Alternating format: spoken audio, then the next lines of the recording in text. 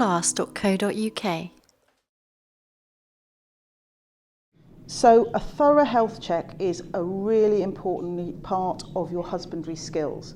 So we're going to start at the front of the cat. So we always start at the front and work to the bottom. Okay, so we're going to look at his head and we're going to check that the eyes are clear, there's no discharge. So I am actually going to pull back his eyelids just a little bit, make sure there's nothing in there. Do each one carefully, that's it. Okay, I'm going to look at his nose. Now, he's not a dog, so it shouldn't be wet, but it should just be dry or perhaps a little moist. Okay, no signs of any discharge, nice and clean. He's got a pink nose, but not all cats do, some have black.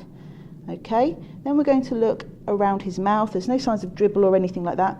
All his whiskers are in very good condition. And then we're going to just lift up the muzzle a little bit to look in his teeth. And with him, you can actually just pop your fingers in the side and ask him to open his mouth. And you can actually just have a little look down. Now in there, if we had any nasty teeth, so we had ones that were looking very built up with tartar, or they looked rotten, or there was lots of red around the gums, that would be a sign that there was something wrong going on in there. Another thing is to make sure that his tongue looks nice.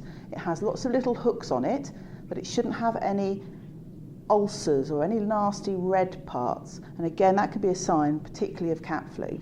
We look under his chin. Now cats get something funny called chin acne, which is some greasy bits of build-up underneath their chin, but again you can see that there isn't anything there, so he's nice and clean. So we're feeling around here at the same time for any lumps and bumps, and we're looking on his ears. So I'm feeling around in the fur as well to make sure there's nothing nasty under there.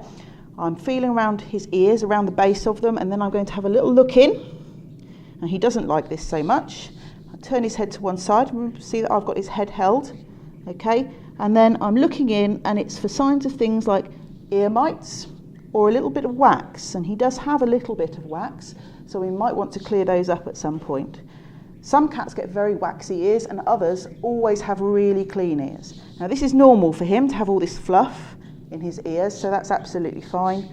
It depends on your own individual cat. No signs of any cuts or grazes. If he's been out and fighting, he might have cuts or bite marks around here particularly. We're feeling down along the neck. Okay, we start to feel along his body and his shoulders, so I'm feeling all the time. And also with the long-haired cat particularly, you might want to look to the skin and see if the skin is nice and pink. There shouldn't be any signs of any dirt. So if we find little black bits of dirt, that could be flea dirt. We could find a bit of scaly skin like dandruff. Okay, and that could be a sign that the skin is not good.